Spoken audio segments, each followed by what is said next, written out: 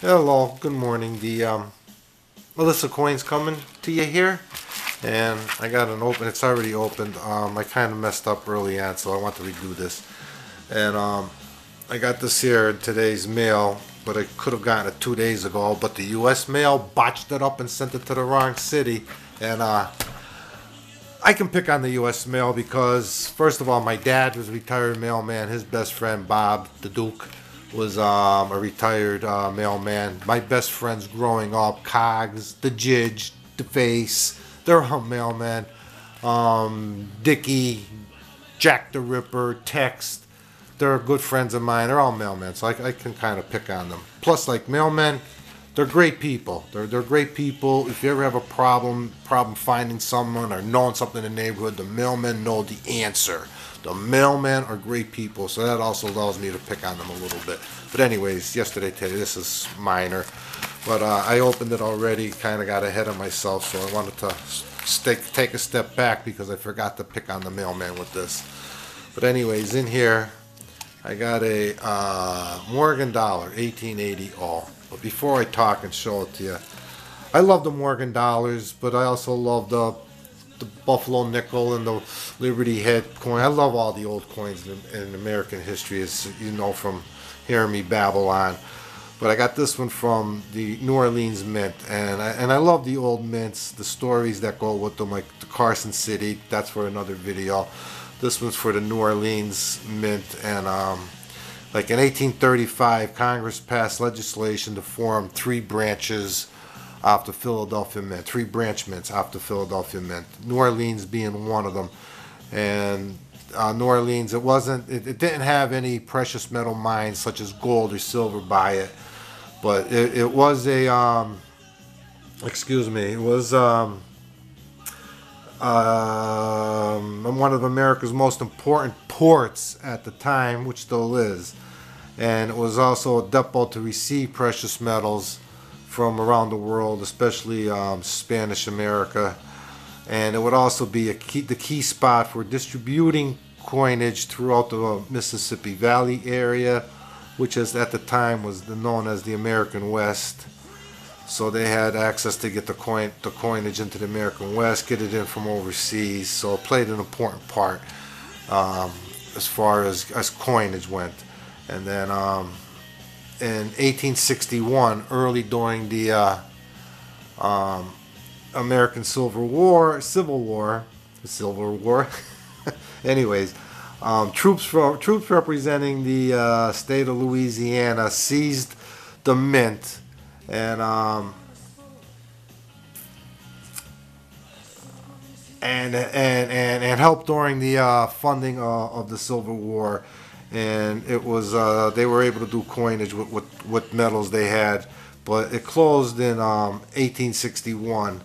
And then in 1862, when New Orleans was liberated by the Union forces, it remained closed until I think it was like 1878, and they had to do repairs. And then in 1879, I believe it reopened to for coinage. And then and that's when they started striking the Morgan dollar. Okay, and then also like also what I like about hunting down the New Orleans Morgan dollar is that there was little attention paid to the striking of the coinage down there, and they also, I think they did the dies were real spread apart farther than the other mints, so you didn't get real good strikes. I guess what I'm trying to say, and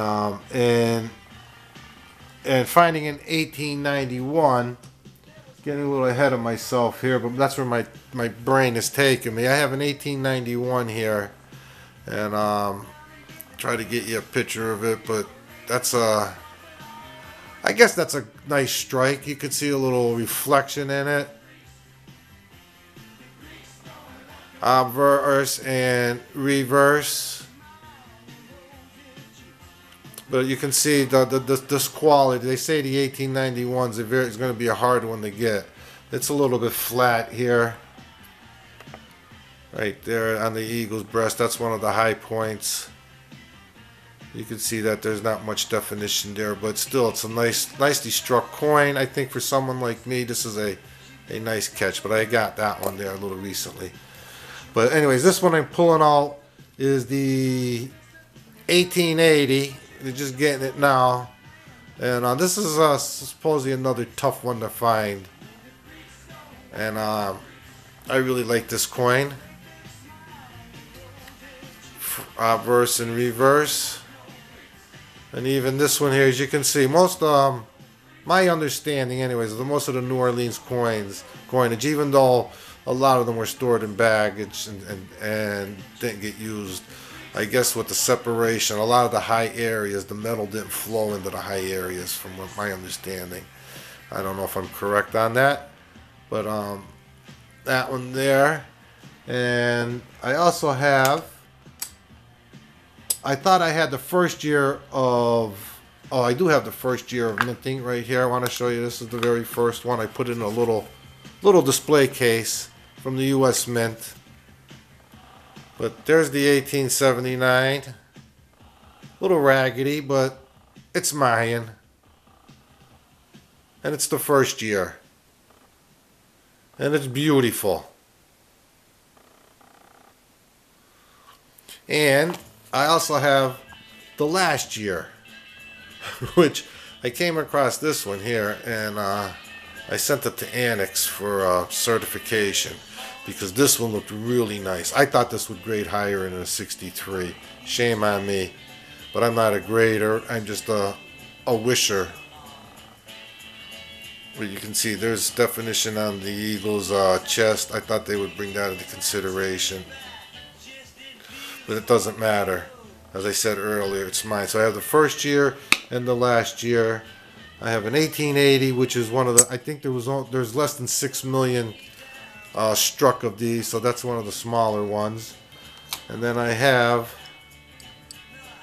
the 1887, which I don't know too much about, but it's a nice coin. But as you can see, flat on the chest, so I'm assuming that's common. Try to get it into focus here. And then the 1899, and this is Alyssa coin. Thanking you for watching this video, and I hope you like my New Orleans Morgan Dollar collection.